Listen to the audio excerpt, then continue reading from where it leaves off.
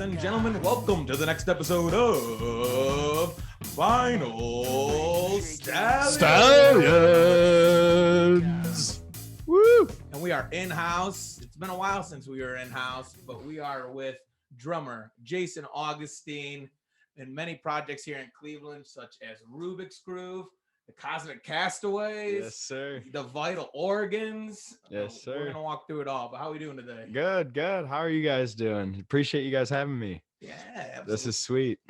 No, it's fun. Like I said, it's been a while since I think Abby Seeley, who Jason knows as well, was the last person we had in studio. So it feels good. Gets me actually cleaning this place up a little bit. Right.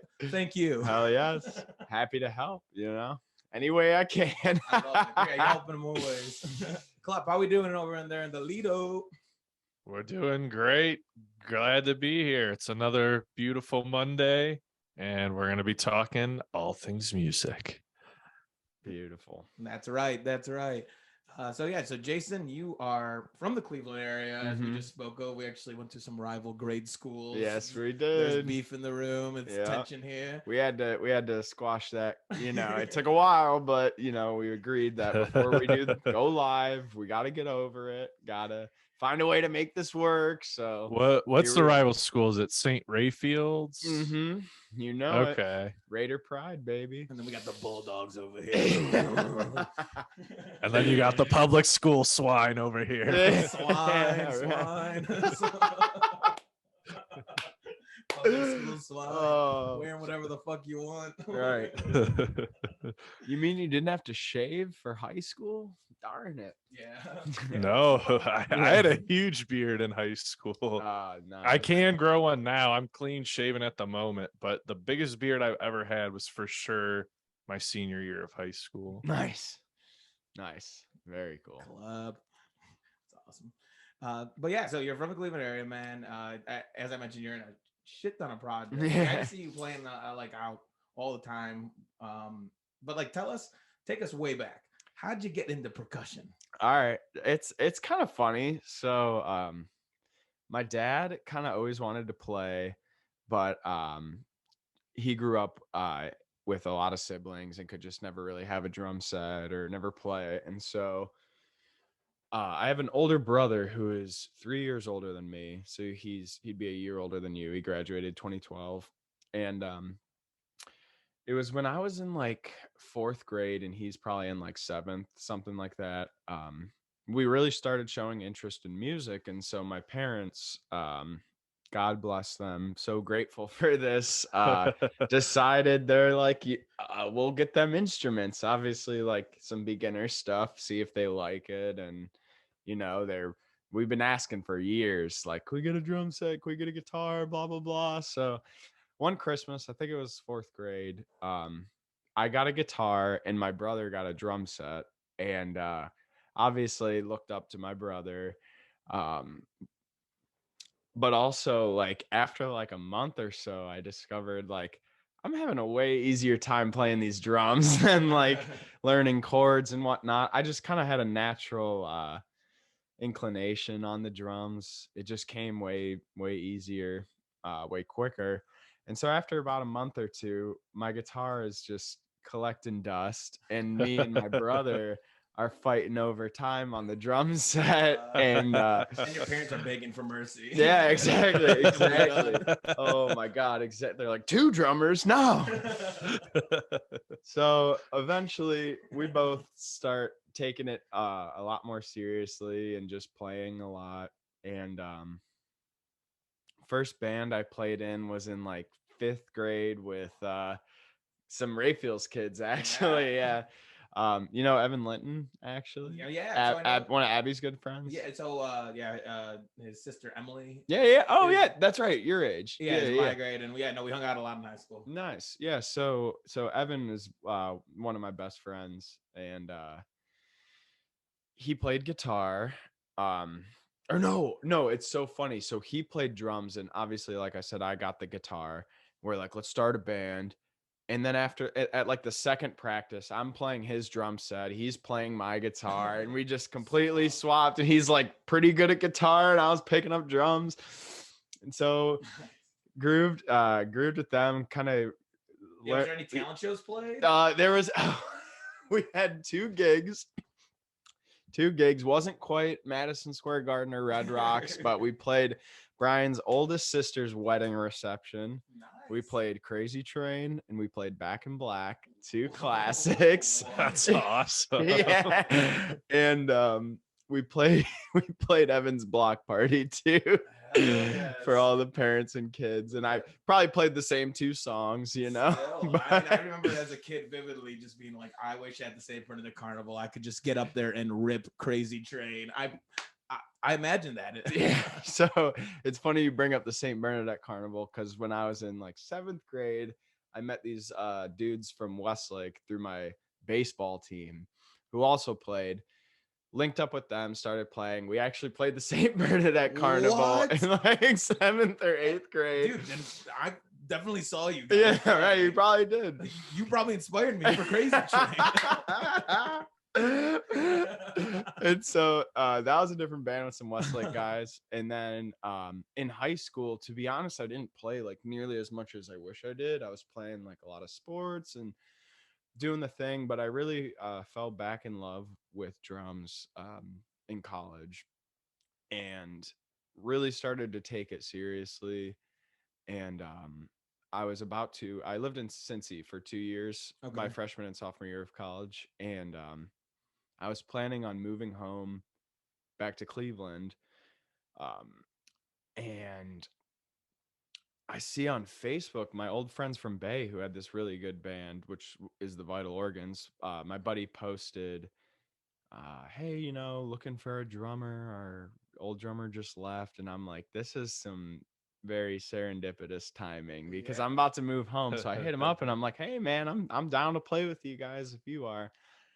And he's like, absolutely. Like, we were friends and everything. So what's the lead singer's name? What is Seth Forstner. Yeah. I kept thinking Sean. So at OU, so I went to OU. Oh, nice. Yeah. And we saw him and Dan. Yes. We yes. saw like I was playing in a different band actually with Klep, called the Dango Packies. So we played like 3 shows in the backyard and stuff. And I will never forget, Seth and Dan coming up to us after and being like, yo, and it must have been because they weren't in the band at the time, or they might have just like started getting it together. So. Right. Do you know the Boot Bandits by chance in Athens? It sort of rings a bell, but not particularly. They were friends with Seth, and I was actually just with those dudes this weekend at the festival Rubix played. But regardless, to round out the timeline, played with the organs for like 3-4 years, something like that. Wonderful guys, great music. Who doesn't love playing blues rock? Yeah, it's just like the doors. You gotta wait, so okay, I'm gonna bring this even more full circle right now. My buddy's girlfriend, who's an amazing singer, Carly Audie. Oh yeah, she sang with you guys. Yes, right? Absolutely. I think a couple times actually. I remember one of the songs for sure was Rhiannon by Fleetwood Mac, and that was a good. It's on YouTube actually right now, if I'm not mistaken. Yeah, I think so. I think you might be right. So that was a lot of fun. Shout out Carly. She's great singer. Incredible. Amazing singer. Absolutely. So that was an honor to have her come up because it's nice to have someone who is like classically trained, like they're just like exactly. So that was a lot of fun. And then about 3 years ago, I meet James through me and my buddy were splitting this rehearsal space with him and his friends, who through this weird web of connections, basically one of my good friends worked with, Mikey Silas from Apostle Jones. So worked with Mikey. Mikey obviously knew James, and then Mikey knew that both parties were looking for like a room to split with someone. Because my buddy Lath and James didn't know each other. Okay. And so Mikey kind of put them together and we're jamming, blah, blah, blah. And then same deal. I meet James and he's like, my band's looking for a drummer, blah, blah, blah. And start jamming with them. And then we formed Rubix Groove out of what used to be a band called Charlie, who had played some stuff. So Yeah, Charlie was John Cox, trombone player, Shannon, and Jimmy from Rubix. It was their old band. So there was already kind of like a little bit of built-in hype because they were already established and played some good shows. And so yeah, playing with Rubix has been like some of the most fun I've ever had playing music. It's insane.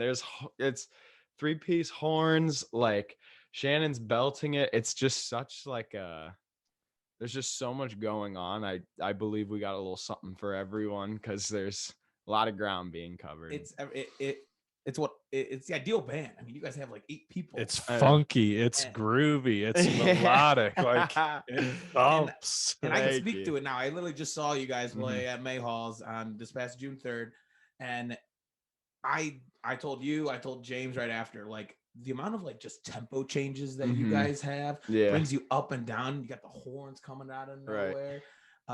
You even have like the side with like more percussion as well.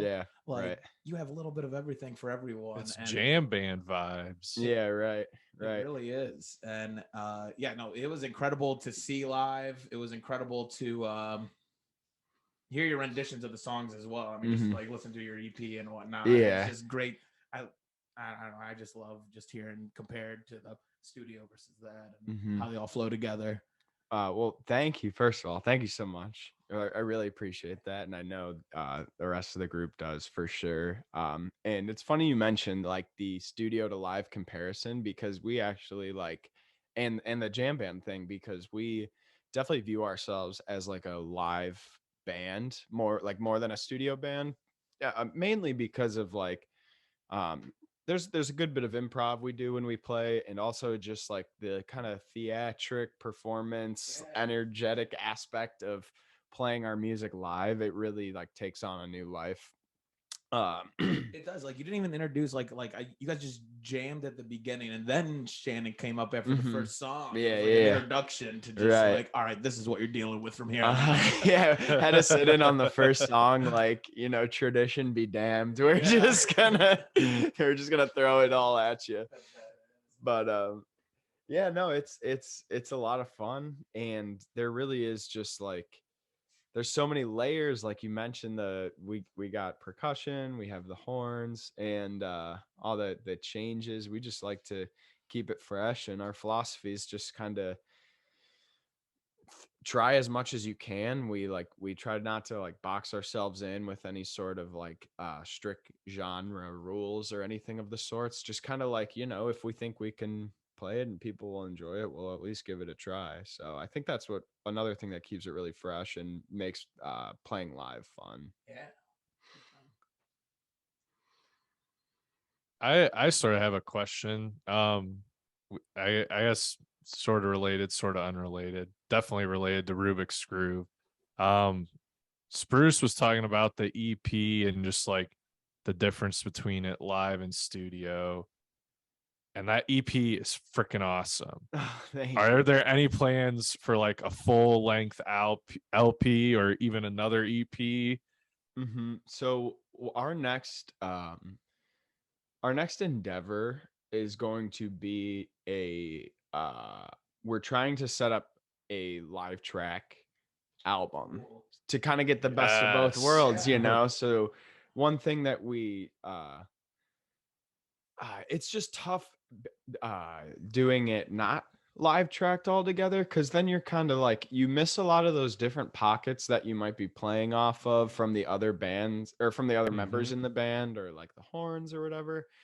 And just like once again, the energy behind our music, like it's best when we're all there and all participating in it. So we're trying to set up some way we can just live track it as a band, or even if it's just like a really nice like pro recorded performance of the songs to kind of be like mixed and mastered and put on Spotify. But we're definitely trying to looking to do something probably sometime after August, once our schedule slows down, and try to hit the studio in whatever form that may be, and get some more stuff out. Because since we've dropped that EP last year, I think we have like 6 new songs, and there was probably about maybe the same of ours that we just didn't record or you put on that album. So there's a lot of material that isn't professionally produced yet. So we got a good little stack building up, and we're definitely trying to get that out ASAP. You mentioned Mikey earlier. They did that live from Coda. Yeah. So Mikey's band is Apostles Jones. And did you ever play with them? No, I never played with Apostle Jones, but I feel like it feels like I did sometimes because I have another good friend. Do you know Mark Kowalski by chance? I do not. He's an Ignatius dude, year older than you. Plays he's played in a ton of groups. His project right now is called Chrono Sonder, but he has a spot at Rock and Roll City Studios, and it's fairly close to Mikey's room, and so I'm always hanging out there. I play with Mikey and Cosmic Castaways, and I've just known Apostle and all the folks in that wonderful freaking band for so long. It just feels like they're such homies that, like, sometimes it feels like I've played with them, but I haven't. I mean, I don't know. I just really didn't start getting into the Cleveland music scene or like wanting to go out and get involved until like 2019. And I remember seeing them at Brothers Lounge. Nice. There's one like Matt Moody was in the band at times. Yeah. Shout out to Matt. He just released an album. Yeah, he did about a week or so ago out in LA. Cleveland boy. Yeah. But yeah, no, I don't know why.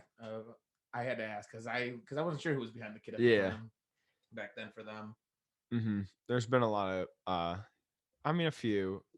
I'm not exactly sure how many, but they've had a few drummers in the past few years, and they're all killer.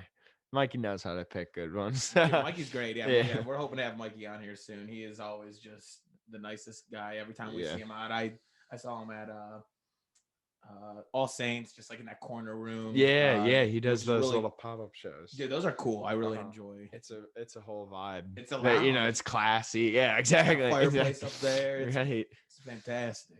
Totally. But yeah, so you just mentioned so you guys were at Ohio Dream Fest this last weekend. Yes, yeah, just a few days ago. How was that? Have you guys played there ever? Yeah, that's crazy. So, where was that at? Break it down for us.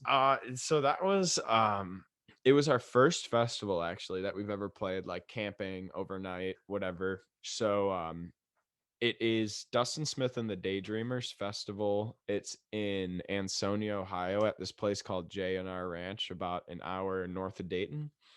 Okay. And it was just it was a super wonderful festival, like very family friendly, just super positive atmosphere. Everyone is just so welcoming and nice. And it was like I was mentioning, it was our first festival, so we were kind of just preparing for that, navigating like that kind of new territory where it's not necessarily like a show you're just rolling up to, but the whole festival atmosphere. And it was really cool the way they did it. They had two pretty much equally sized stages, and it would just be our set. And so the changeover was really quick. They'd finish on this stage, move right over to the next. Awesome. Yeah, it was great.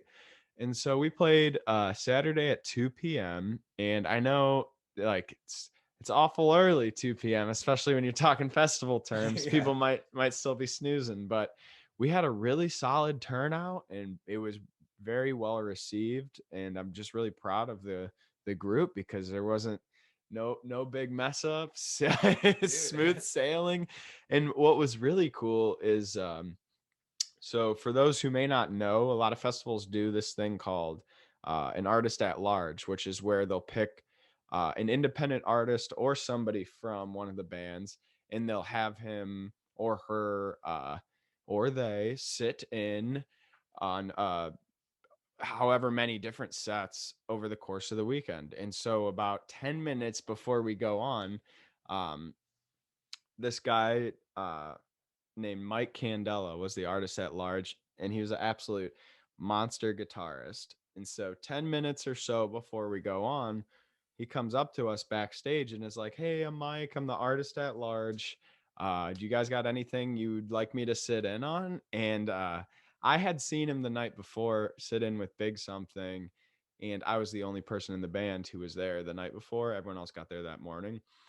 And I'm like, yeah, we got to have this dude sit in because he's a certified shredder. And so, yeah, it was like, Jimmy's like, yeah, this song's in E minor. Here's the jam. Here's when you go to it. And then this dude comes up like 20 minutes later and just lays down absolute heat over our song. And we're all just looking at him like, holy crap.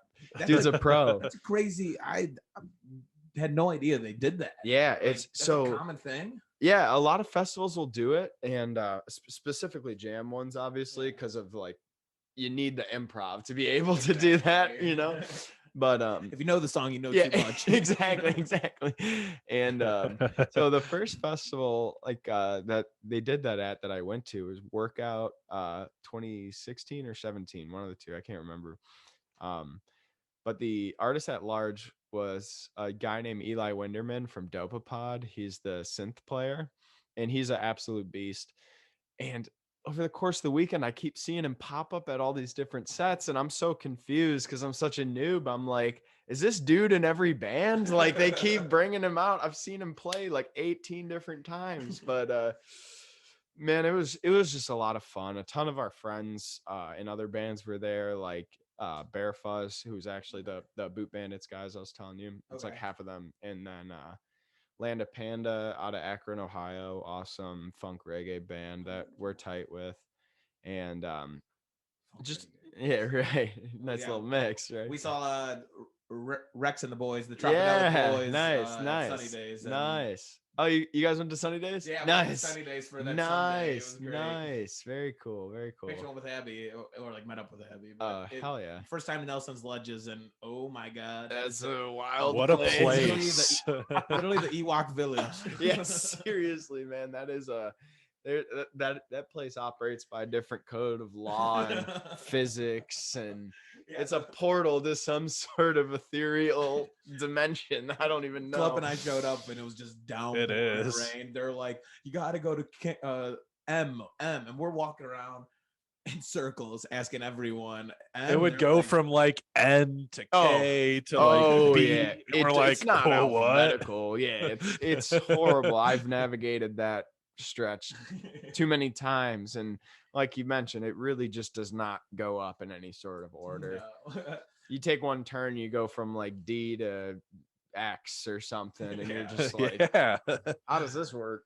Doesn't make sense, but I am now into reggae funk. So yeah. So what's the name of that band again from Akron? They are Land of Panda. Good guys, yeah. And shout out Rex and Trop. Yes, absolutely.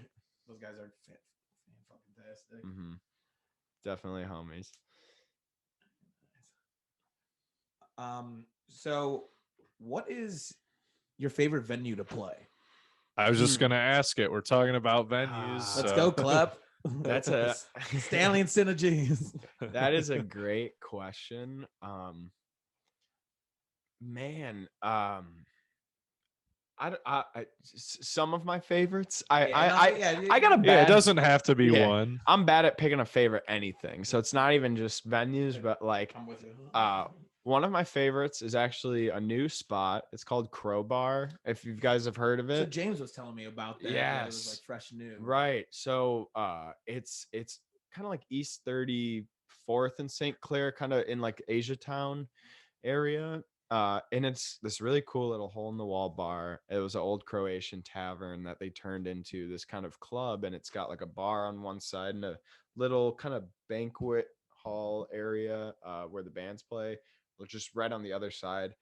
Tons of lights and lasers and really cool production, and they were super kind, took really good care of us when we played there in May. So they were just super good people. Beachland is amazing. Like, everyone loves the Beachland, and for good reason. They're also just wonderful people who really care about the scene that we play in. So I'd say those are two of my favorites, just right off rip. There's a lot, so it's kind of hard to choose.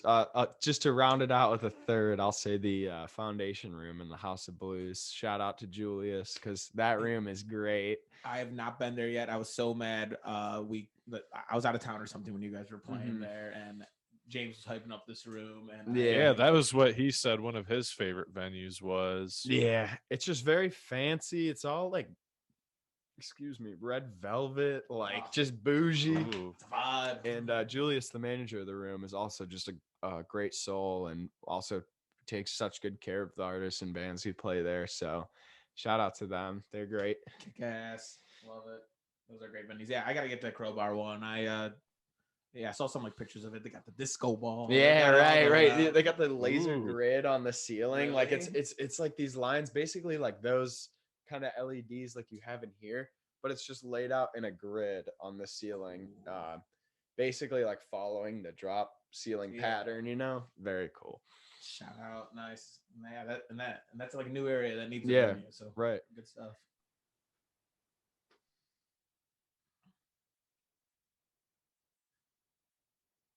This silence was brought to you by the Winking Lizard.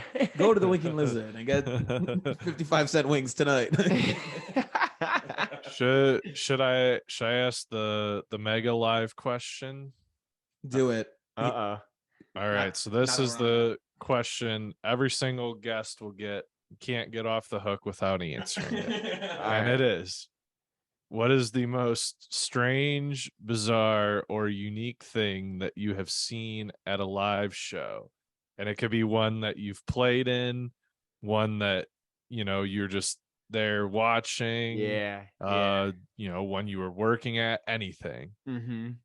So I got a couple. The first one would be, we were playing at this kind of it was a more DIY vibe this year, but our buddy's festival called Tree Huggers Ball in Aurora. It's on his property, like big bit of property. We play in a barn. It's really cool. And my girlfriend at the time had brought her dog, and he got off the leash and ran up on stage. And there's we were live streaming our set, and you just see Bear just walk up the stage stairs and walk like right in front of like Jimmy and Doug playing guitar, and he's just chilling there, and they're like, no worries, man, just chilling. And then you see my girlfriend like ducking out of the camera, like run up and grab him. And so, oh man, that was hilarious. That's good. Oh, That's a good one. I saw man, let's see, I feel like a lot of the times I'll like see some stuff and I have to kind of try my hardest to like not acknowledge it because I'm trying to play correctly, you know. And it's like, if I think about the fact that I just saw that dude like spill 3 beers on someone, like I might really mess this song up. So it's a lot of this. And also as the drummer, I feel like I miss a lot of stuff because I'm so far back. Sometimes there's someone in the way, but you know, I absolutely love seeing people getting down. I've seen some maybe questionable dance moves, but I'm not here to judge because I can't dance either. So there you go. That's why I'm sitting down playing the drums. That's awesome. Speaking of just like, all right, other artists, like what music do you listen to? Who are you into right now? It's really all over the place. I know that's such a cliche answer, but yeah, I mean that's what I would have said. So a lot of my favorites, I grew up like a total like ska punk, ska punk, like pop punk, skater punk kid. So like ton of like Less Than Jake, Blink-182, Yeah, you know, all like the classic kind of stuff in those genres. Suicide Machines, Alkaline Trio, just all that stuff. And listen to a good bit of metal. I love like progressive metal, the gent stuff. That's yeah, like a lot of that, like Periphery, Kadinja. Yeah, just a lot of those groups. Obviously I love jam bands, you know, that's kind of like what we play in a lot of ways, a lot of the time. My favorites would probably be like Dopapod, Lotus, Humphreys McGee, obviously Fish. Yeah. I just got back from a 3-day Fish show. You went to Deer Creek? Absolutely. Nice. And he's making a return this weekend. Him and I are seeing Dave Matthews, Double Dave. Dave. Nice. So Dave Matthews at Blossom was actually the first concert I ever went to. My parents took me in 6th grade. 2008. Yeah. I was there. No way. That was my second concert. No way. You were in 8th grade? Yeah, I was then? in 8th grade. Oh, that's And I was hilarious. in the pavilion, and Same. and everyone's smoking weed in that Oh, place. yeah. My dad looks at me and goes, "You smell that? Don't ever do that." Yeah, same with mine. Oh, it was so funny. It's actually a great story. I went to this basketball camp in Worcester. Yeah, you know, the dude. classic camp, right? Dude, I have a picture Yes. of me there. So we many would go kids. to that camp from up in Toledo. I Really? even know that camp. Nice. Yeah. Yes. We all probably yes. met on the court. Hell yes. Okay, so like I mentioned before, I have just one brother, and he's 3 years older than me. So he would have been a freshman in high school at this time. He's about 14. I'm about 11 or so. And it's the last day of camp. My parents come down to pick me up, and I'm confused. I'm like, both my parents are here and Josh. Why is my 14-year-old brother? What, did he want to just drive down an hour there and back, to pick up his little baby bro? Hell no. There's something going on here. And so my parents are driving us back, and then we get off around Akron area, and I'm like, this isn't where we live. And they're like, oh yeah, by the way, we're actually going to Dave Matthews. Hope that's cool. And so I had no idea. This is like the best weekend of my life. I'm like, I just went to basketball camp, drank cafeteria chocolate milk for like 4 days straight, and now I'm going to Dave Matthews, first concert ever.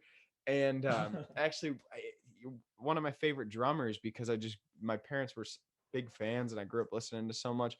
Carter Beauford is such a beast. He's an octopus. Yes, he is an octopus, man. He has so much so much rhythm behind his playing and so much feel. And it's actually funny because I play what's called open-handed drums, it's basically like a lefty playing on a righty setup. So while most drummers, for those who are watching, play like this with their hands crossed, I play like left hand lead. And Carter Beauford's probably one of the top like 3 most recognizable open-handed players. So shout out to Carter. So He's your one of my nickname is favorites. Mr. Open Hand. Yeah, right. I didn't see that. You know it. Yes, sir. But yeah, that was just kind of like I'm left-handed, but don't want to flip the kit every time I want to play. Just learn like that. It's easier. Yeah, when you're because I don't know, it's a whole process with the kit. You got to take it down. Exactly.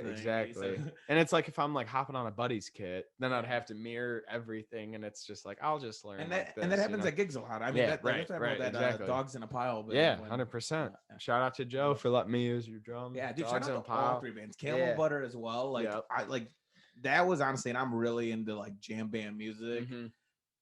All 3 of those bands, again, Camel Butter, Rubik's Groove, Dogs in a Pile from New Jersey, Asbury, Bruce Springsteen boys. Yeah, exactly. But yeah, like that was honestly all together probably my favorite show I've seen in Cleveland. Yeah, Dogs, they're great. They're so wonderful, and they were such nice dudes.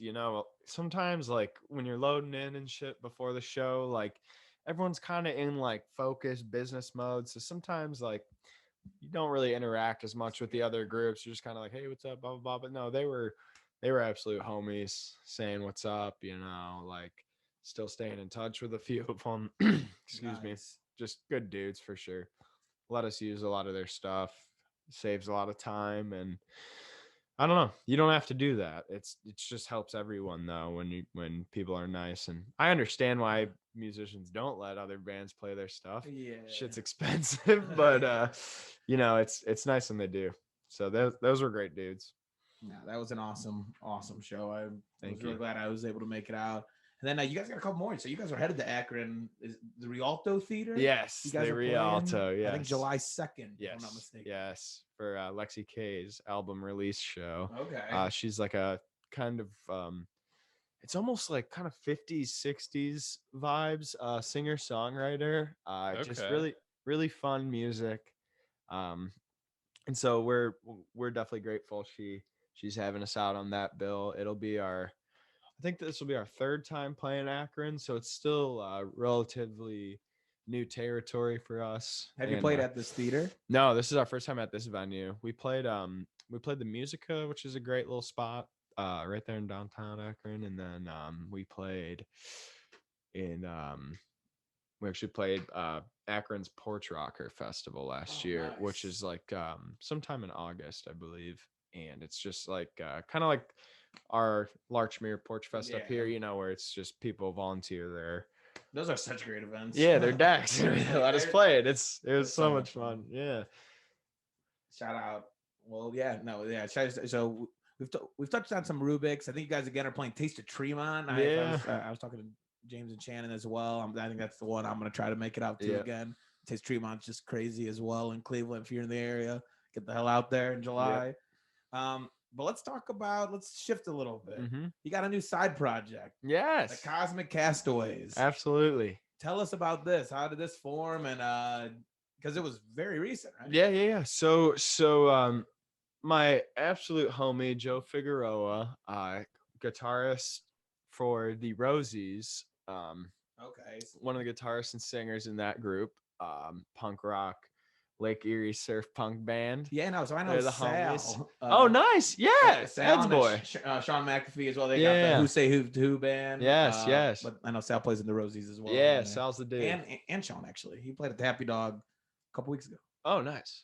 You saw that Rosie show? I didn't make it. No, I was supposed to go, and then I got caught up with my other plans. But no worries. It looked wild. Yeah, right. As their shows tend to be. So Joe Figueroa also is like a big jam fan, and he kind of wanted an outlet for like a lot of that style playing, because obviously, you know, punk rock is not about guitar solos and improv. It's about high energy, just kind of explosive, fun release type music. And so Joe is a monster player and had some material that he wanted to play, but knew that it wouldn't necessarily fit in the Rosies. And so he assembled us. I met Joe actually through just improv jams at like my buddy's house, and then up at the Beachland, there's a monthly jam they do. And so I'd been jamming with Joe for a couple years, just real loose and chill. And he decided he kind of wanted another project, and I also wanted something else to play in, because it keeps everything fresh. Absolutely. And so Joe assembled me and two of the Camel Butter boys, Jan Rodriguez on bass and Luke Fitzwater on keys, and then rounded it out with Mikey Silas from Apostle Jones, also on keys, doing vocals, some more synth and kind of texture work. And so we all just kind of, it's like a kind of a side project, because we all, like I just mentioned, are in other groups, but it's kind of a group where we can all, even more so than our other groups, just throw stuff at the wall, because it's a little less serious. It's not as structured. We do way more improv by design. You know, we just like it's more of an improvisational thing. And so it's been a lot of fun just having another just kind of less rigid group to play in, where you can express a lot of those ideas where in our other groups we couldn't necessarily before. And exactly.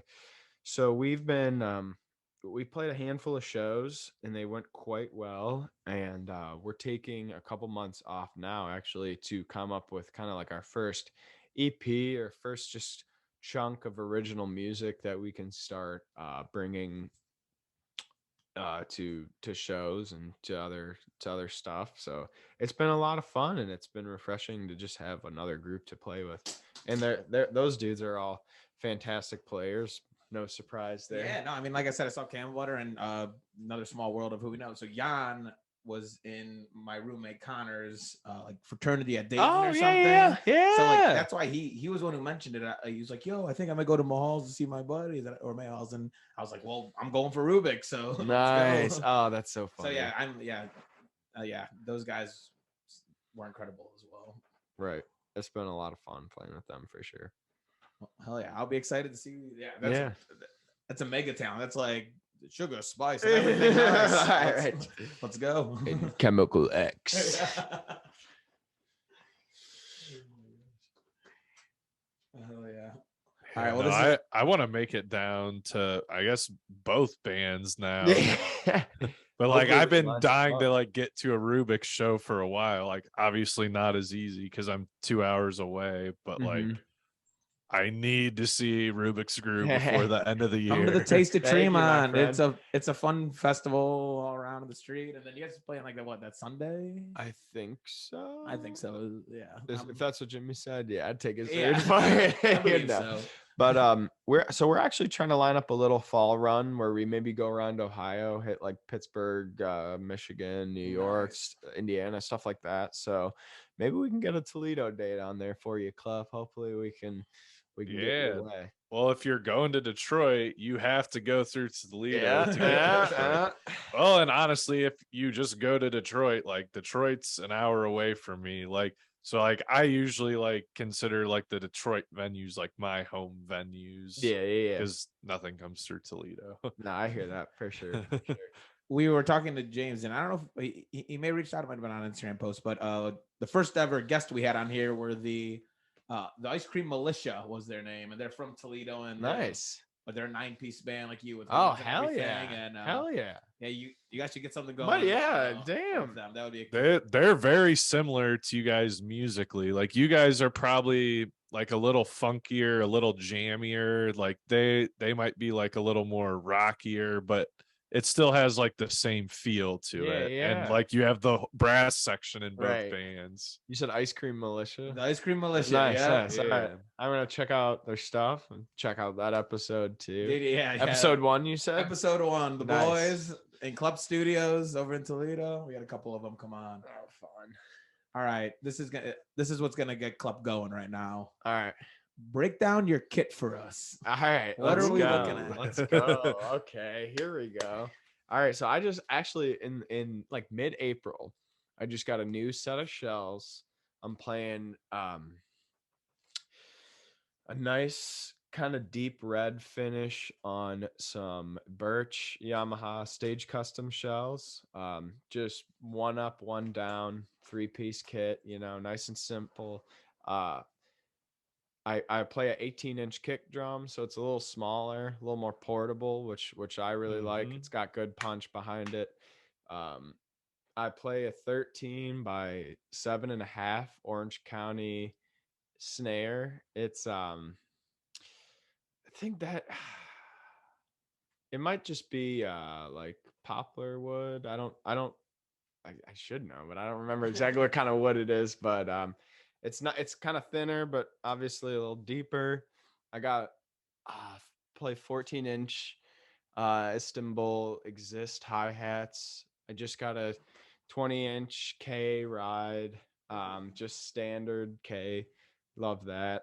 I also I feel like I'm just getting all this stuff. I've been upgrading, a little bit, spending some dough. Yeah. So I play a ride. Takes a while because Exactly, the right. drums are fucking expensive. Yeah, you already know.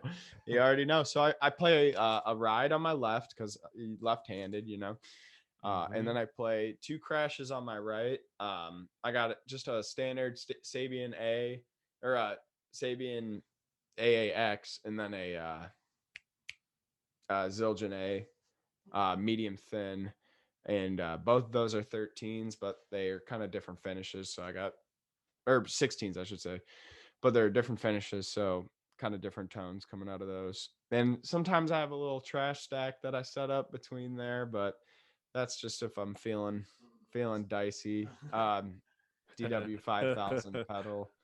So I keep it rather simple, just high tom, floor tom, 2 crashes and a ride. But if I had a drum tech and didn't have to lug my own stuff, I don't think my kit would be that small. But application start now. Yeah, right.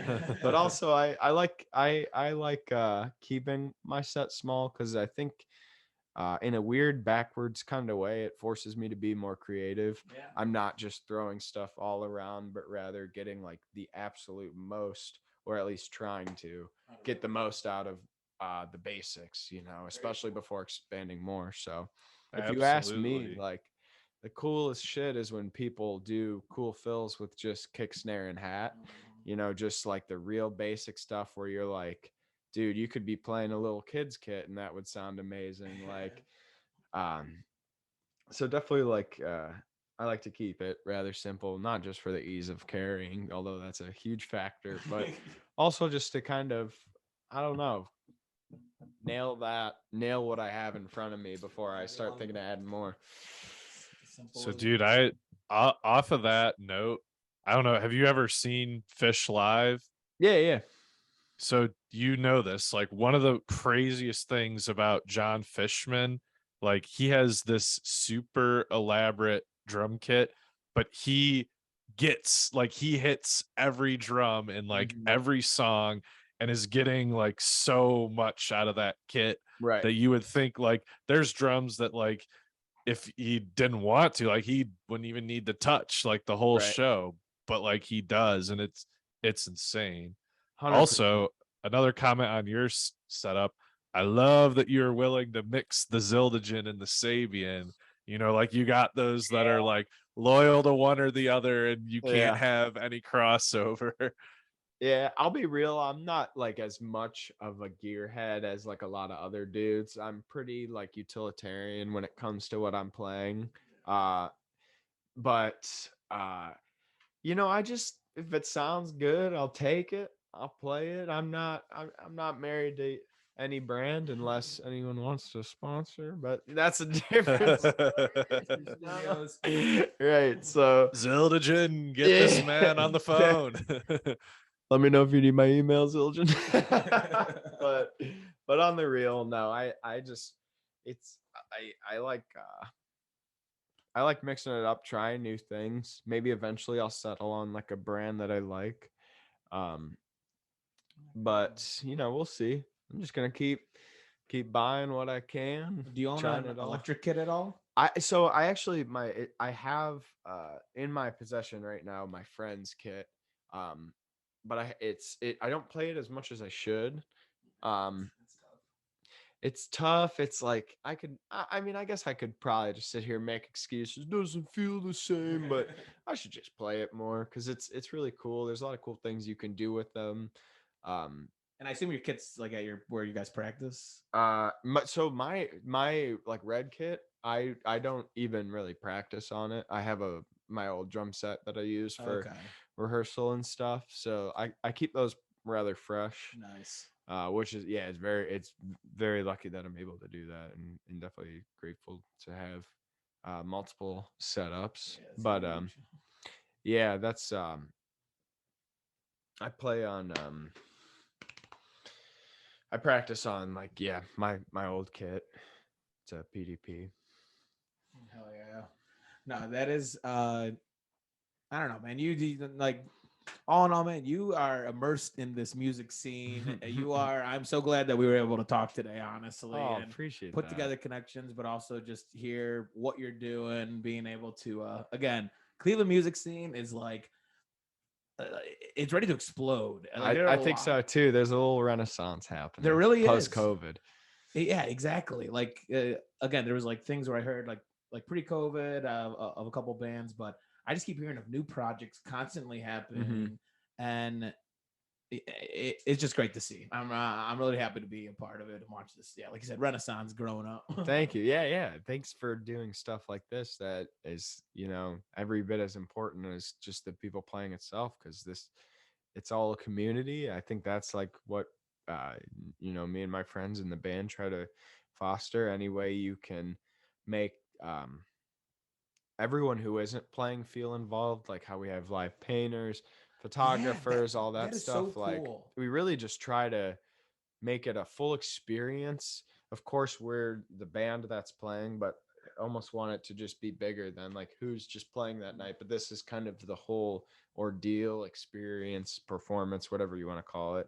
And you know, when you have people like you who do podcasts and kind of help feed into the community and cover it and let everyone know what's happening, it's like immensely important for and helpful for bands like us. So I can't thank you enough for doing this. Everyone wins here, you know. Everyone wins, and like at the end, and like we could hear some amazing stories. Like, we've met some. Yeah, we've met so many cool people through Yeah. this, yourself included. I appreciate that. I can only imagine you guys have probably heard some shit. I mean, we've just been getting going. Honestly, it's very early on right now, but you know, we Yeah. are. We got a lot of great guests in the works coming up at the end of June and July. Nice. And we're just gonna keep this thing powering right into brownie season. Yes, sir. Yes, sir. Yes, sir. Well, shit. Hey, Klep, you got anything else for our boy Jason? Nothing other than keep killing it. Hopefully I will be meeting you soon at a show. That is absolutely on my like things that must happen. Get to a Rubik's Groove show before the end of 2021. Yes. Thank you, Klep. It was wonderful meeting you. Well, Klep, I'll warn you, it's 2022, so you're already late. Like I said, public school swine. That's called full circle. Yes, sir. We'll do a little closeout. My name is Spruce. I'm Jason. I'm Klep. And this has been another episode of Final Stallions. Stallions.